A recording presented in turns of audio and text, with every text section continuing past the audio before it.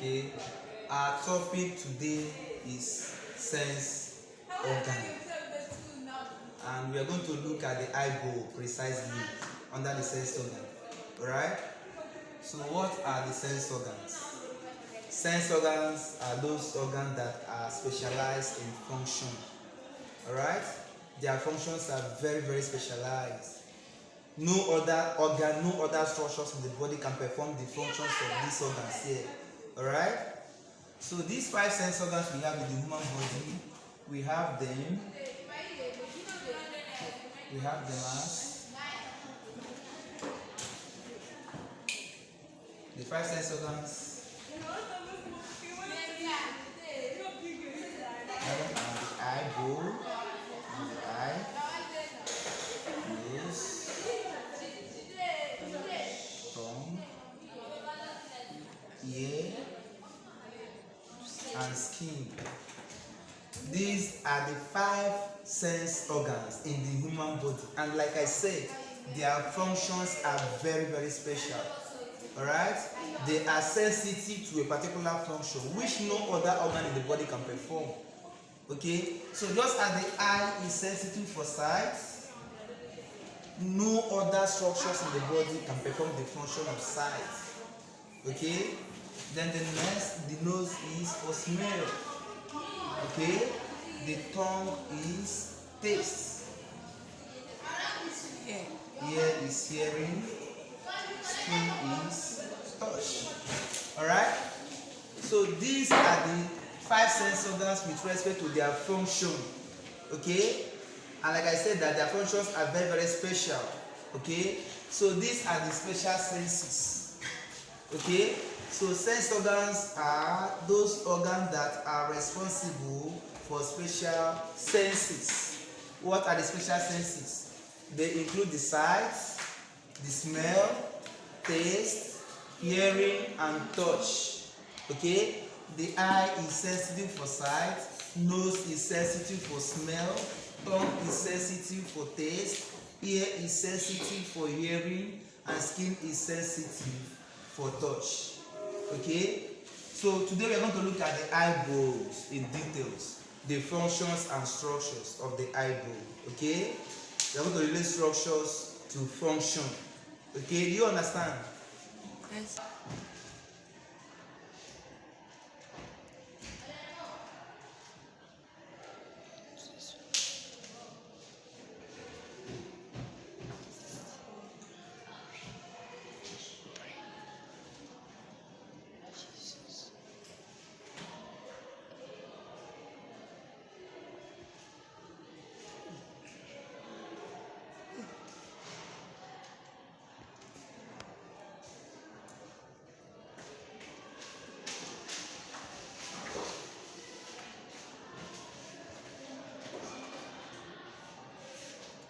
So just as we discussed in the last class, I told you guys that the midbrain is sensitive for sight, right?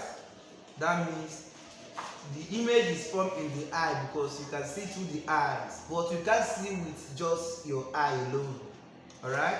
Without your brain, you are blind.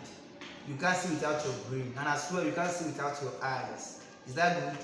So the part of the brain that is responsible for vision is the optic lobe, and this optic lobe is responsible to interpret the information of any image formed in the eye. Okay, so this is the midbrain here, the midbrain. Okay, then this is the eye. Okay, then we have a nerve that sends impulses to the eye. All right, then this nerve is called the optic what? Optic nerve. Okay, look at the light. This is light, the light rays. Okay, the light rays coming towards the eyeball. This is the light rays. Okay, the light rays coming towards the eyeball. Without this light, you cannot see. Okay, so when the light rays enters the eye, the image is formed in the retina because the eyeball will be bent towards the appropriate part of the retina. okay, which is popularly known as the yellow spots. That place is sensitive for vision, okay. So when the image is formed in the retina, the optic nerve will send the impulse to the brain. The brain will now interpret it, all right, to tell that what we are looking at now is marker and not a book. This is this is whiteboard and not a desk, all right. So the brain interprets the information of any image you see with your eyes, all right. If you see a phone, it's your brain that will tell that what you are seeing now is phone, what you are holding is book and not a shop and not a king. Do you understand? So without your brain you are blind, and without your eyes too you are also blind. Is that good? I'm going to look at the eyebrows in details. I'm going to look at different layers, different levels of the eyebrows. The eyebrow is divided into 3 different layers, all right. We're going to look at the chart to illustrate the layers of the eyebrow and the structures we have in different layers, okay.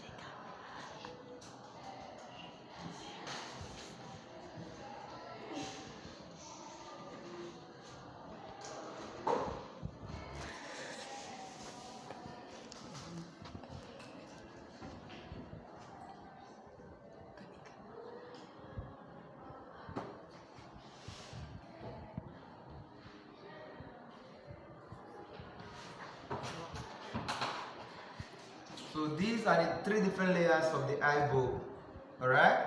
We have the outer layer, the middle layer, and the inner layer, okay. This outer layer here consists of fibrous tissue, all right. That's why you can call it tunica fibrosa, okay. You call this guy tunica externa or tunica fibrosa because it consists mainly of fibrous tissue. This is the middle layer, okay. This middle layer is known as the tunica media because media is for what? Middle, okay. Tunica media, which is also known as tunica vasculosa, all right. It is called tunica vasculosa because it comprises of what? It comprises of vessels, the blood vessels, all right. It is vascularized. Then the next is inner layer, okay. The inner layer is called the tunica nervosa because it consists of nerve. Do you understand? It consists of nerve fibers, and these nerve fibers here are responsible to send information of any image formed in the retina of the eyes to the midbrain. Now the midbrain will now interpret. Do you understand? So these are the different layers of the eyebrow. Now let's look at the structures now. This is the first one, this is the second, and this is the third. Alright? The structures we have here, this has 2. We have the sclera and the cornea. Okay? We still have conjunctiva here, but the main 2 we have here is the sclera and the cornea. Alright? Of course, this guy is also known as ovial tract. Alright? So this ovial tract here consists of these 3 here. Okay? It consists of the choroid. We have the iris. We have the ciliary body. Then lastly, we have the iris. Alright? Then here, we have only one structure called the retina. Okay? 1 and 2. Okay? So this is the shaft of the eyeball showing the layers of the eye, the structures we have. Okay? So these are the structures we have in the eyeball. Now we are going to look at the functions, the functionalities of this structure. Okay? Which is the most important thing every student should know at this level. Is that good? So now the eyeball now, okay? Look at the eyeball.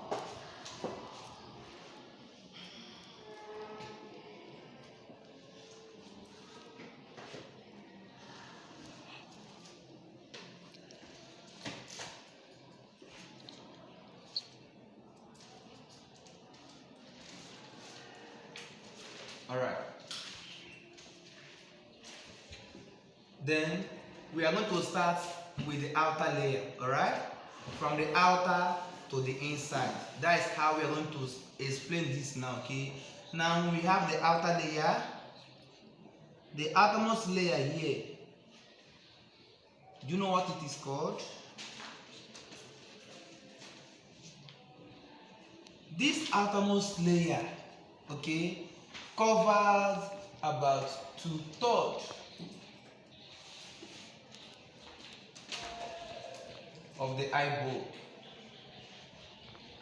Okay, the outermost layer, this one here, covers about 2/3 of the eyeball, and the name of this layer is sclera. Okay, what are the functions of the sclera? The sclera maintains the shape of the eye. It maintains the shape of the eye.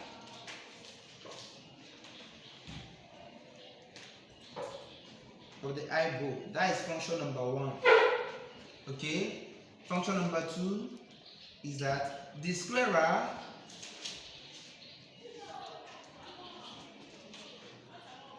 has a surface area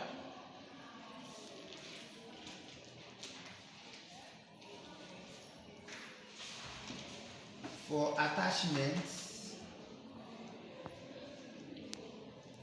of eye muscles. Okay, it has a surface area for attachment of eye muscles. Now look at the eye muscles here. These are the eye muscle. Okay, and here too we have the eye muscles. And these eye muscles we have on the board, they are 6 in numbers. All right. The 6 eye muscles.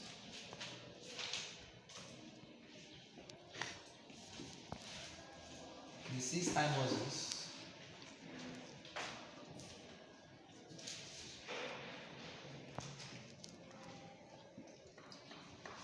We have the first one, the superior oblique.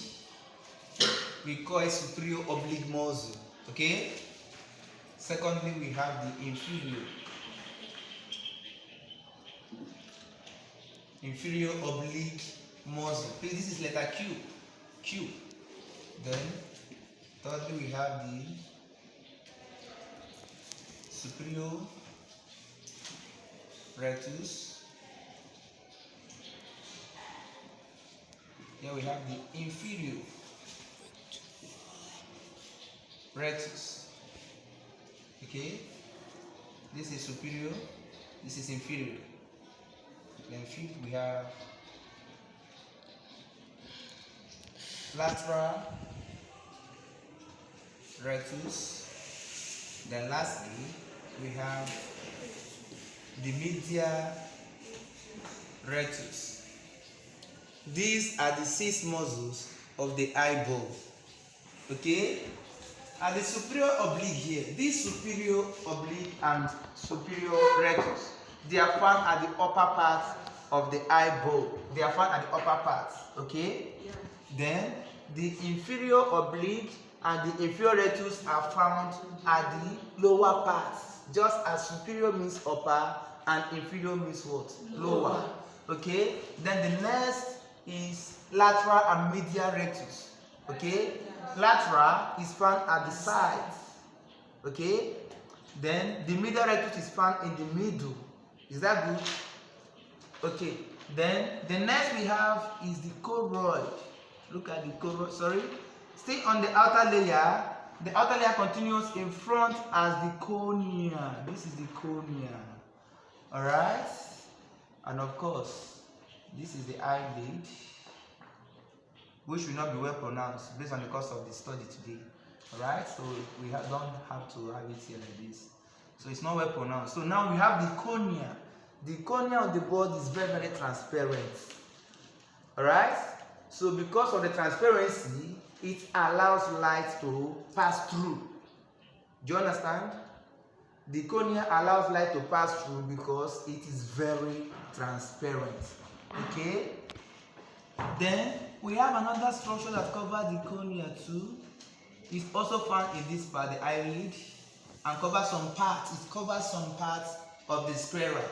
Hope you should know that sclera is the white part of the eye, right?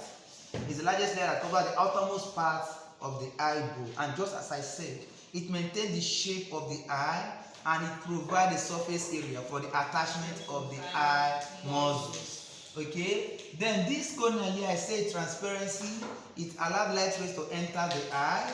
Okay, and when the light rays enter the eye, other structures will perform their own function to enable effective vision. Alright, so this is the cornea, as I said, and another structure that covers the sclera and the cornea some degree. Okay, it covers some degree here. This is called conjunctiva. Have you heard of conjunctiva before? No. Okay, so this is conjunctiva that covers some degree surface of the outer surface. Alright? Then the next we're going to look at now is the middle layer. This and these are the outer layers of the eyeball. The sclera and the cornea makes up the outer layer of the eyeball. Is that clear now? Then the next one to look at now is the choroid, the middle layer. The first one we have here is the choroid. Look at the choroid. Look at the choroid. Are we good? Now the next is the middle layer. Alright? At the middle layer, I say we have the choroid. Please let me use another color. Look at the choroid here.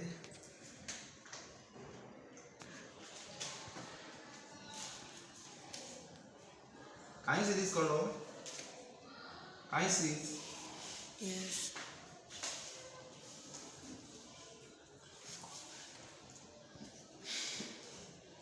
So this is the choroid.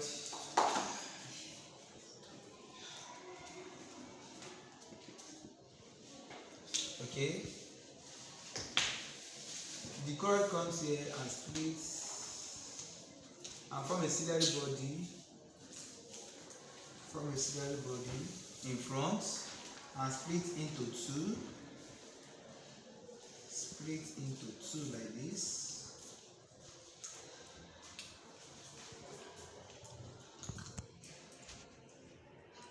This color is painted, right? Yes. Okay. No, let me use black. It's better now, Abby.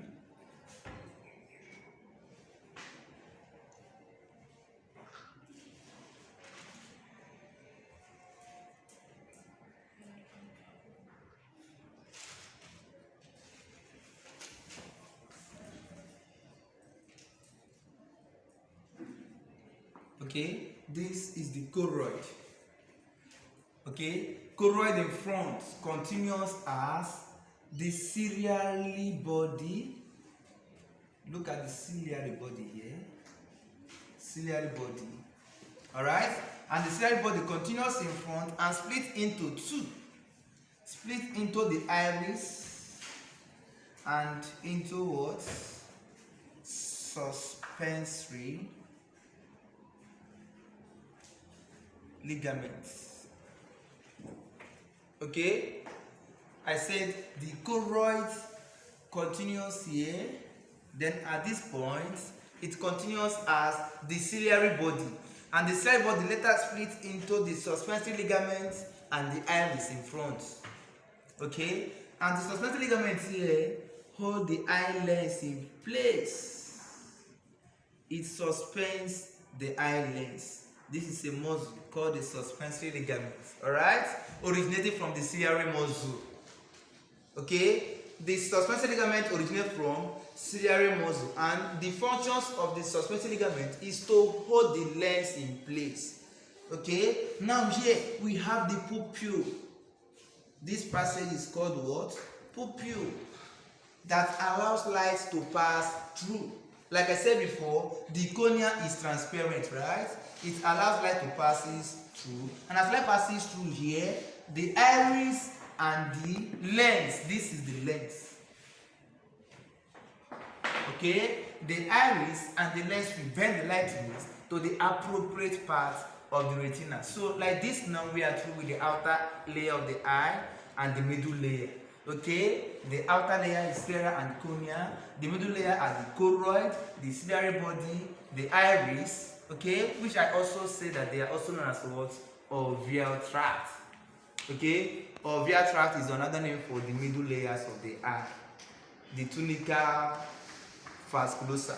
Alright, then this choroid, the functions of the choroid consists of black pigments.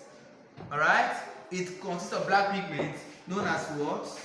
Melanin. Do you understand? Albinos don't have the pigment in their choroid. Okay, albinos are devoid of this pigment, and the functions of this pigment in the eyeball is to absorb light rays to avoid internal reflection of the lens. Okay, and the choroid too consists of blood vessels, and the blood vessels is responsible to supply the cells of the eyeball with sufficient food substance. Okay, they supply the cells of the eyeball with food substance and oxygen. Alright, then before it will now split into the ciliary body, the ciliary body split into the iris and the suspensory ligament that hold the lens. Then the function of the lens is that the lens bends the light rays to the appropriate part of the retina for vision. Okay, now look at the retina here. This is the retina.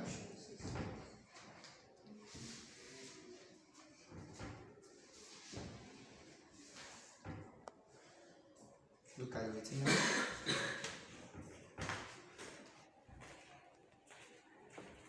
This part of the retina, let's say this is retina here. This is the retina. Okay, then this part of the retina is called the ora serrata. That's the name in anatomy. The ora serrata is the anterior part of the retina. Okay, then in the retina, the sensitive cells we have in the retina, we have the rod. Look at the retina. We have two photosensitive cells. Alright, the two photosensitive cells in the retina we have them as rod and cone. Okay, the rod here is sensitive to dim light. The rod is sensitive to dim light, or you can also call it colorless light, because in this color we cannot detect color, we cannot interpret color. Okay, because we can't see them. We can't see color in the dim light. Okay, then the cone here is sensitive to what? Bright light. It is sensitive to bright what? Bright light. okay, which you can also call the color light, because we can see color under this. So the cone is responsible for us to see color, all right, in the bright light. Then dim light is sensitive for dim light. It is sensitive for us to see in the night, okay. Some organisms have more of rod than cone, okay. Something like bats, cats, they have more of rod than cone. Have you seen domestic fowl active at night? They cannot walk effectively at night, during the night, because they have much of cone. They cannot see at night, okay. Fowl, they are devoid of what? Rod. They cannot see at all at night. Is that good? Then this guy here contains a pigment. There's a pigment that enables this guy to function, the rod.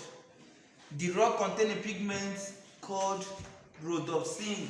There's no space here.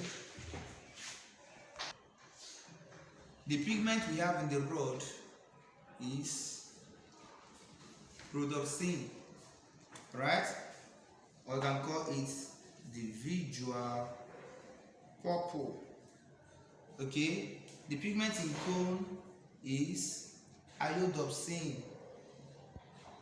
But mind you that these cells are called the rod and cone because of the shape. The rod has rod shape, the cone has cone shape. But in terms of function, they also differ.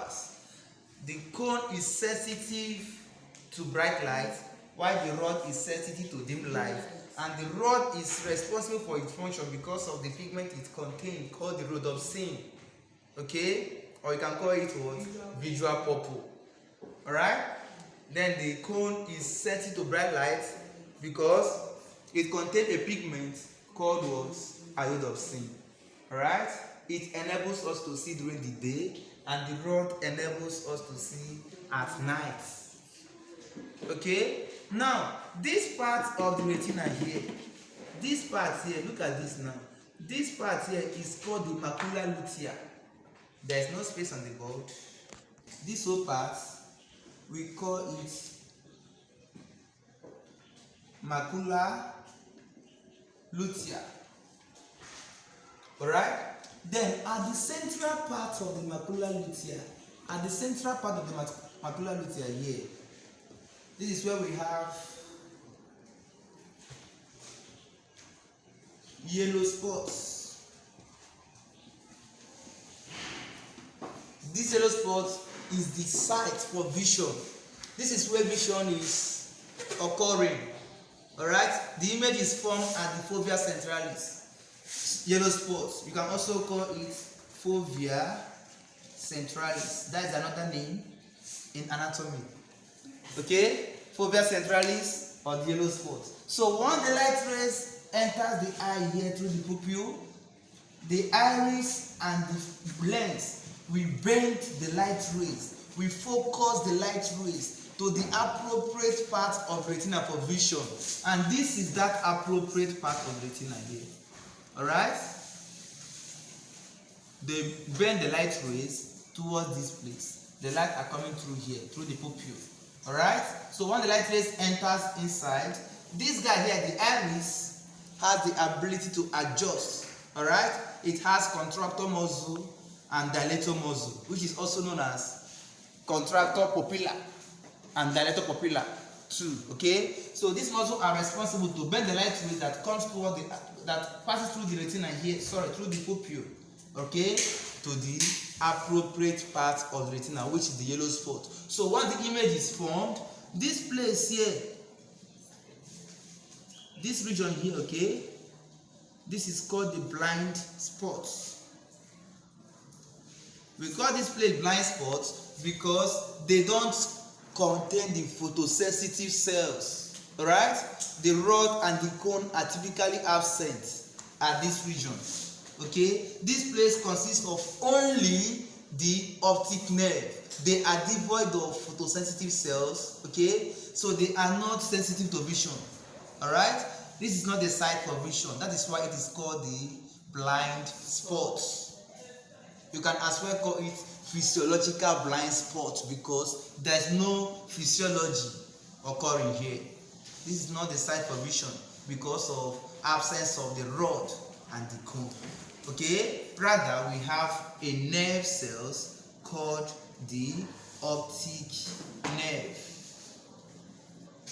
Alright, this optic nerve is responsible to send the information of every image formed in the retina of the eye to the brain. Now brain will not be able to do what? To interpret the information of the image for.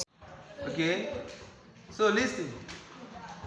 As the light rays enters the eye here, the lens with the iris will focus or bend that light ray to the appropriate part of the retina, which is the fovea centralis. That is the yellow spot. Okay, now the ability of the eyeball, alright, to focus that light rays to the appropriate part of the retina for vision is called accommodation. Alright, look at the name here, accommodation. Everywhere. Accommodation. Okay. Ability is the ability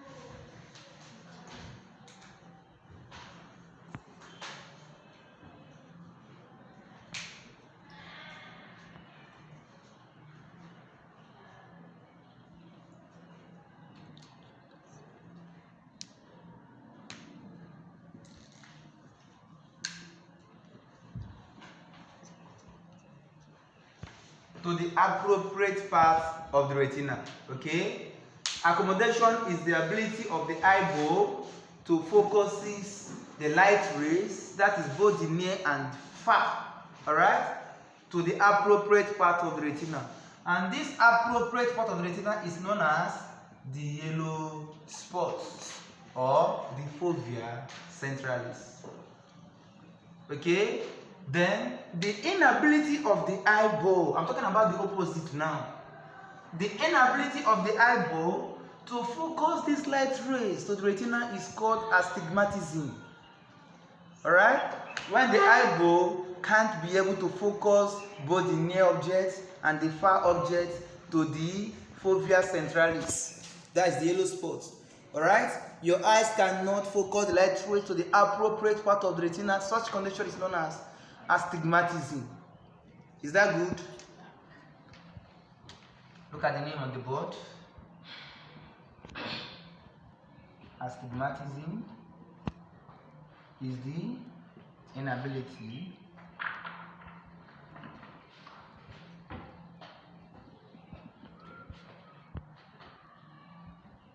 inability to focus light rays to the retina. Alright, and in such condition we use eyeglasses of an uneven conversion.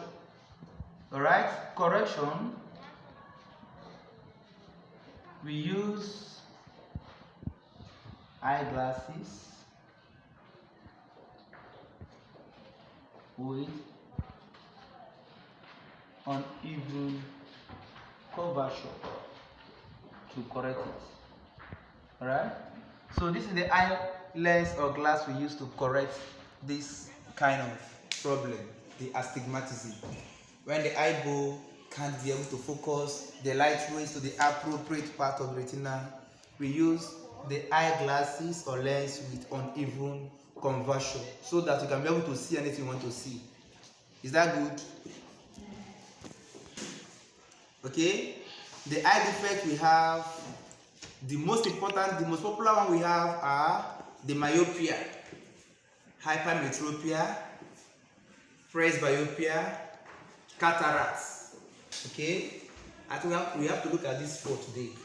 The anterior chamber and the posterior chamber. All right, this part between the cornea and the lens. This is the anterior chamber. Okay, then this part between the retina and the lens, this is the posterior chamber. You can as well call them anterior segment and posterior segment. All right. Then what is so unique about these two is the fluid. The fluid we have in the anterior chamber is called the aqueous humor. All right. Here we have the vitreous humor. The functions of this fluid is to maintain the shape of the eyeball.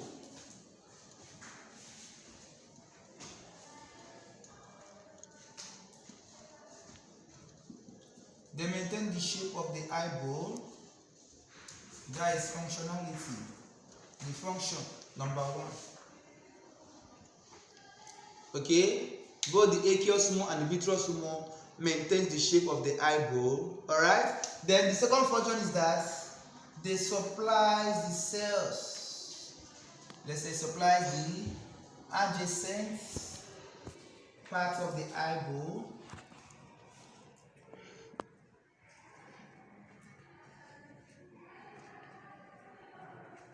with sufficient food and oxygen. Okay, they supply the cells of the eyeball with sufficient food and oxygen. Then the last function is that it helps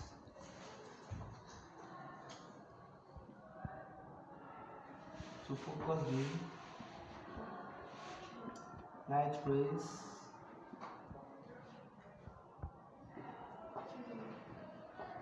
to the retina. Alright? This will also help in accommodation to focus the light rays to the appropriate part of the retina. Is that good? So these are the 3 functions. The first one is to maintain the shape of the eyeball. Secondly, to supply the cells of the adjacent part of the eye with sufficient food and oxygen. Alright? Then the last function is to help to focus the light rays to the appropriate parts of the retina. Is that good?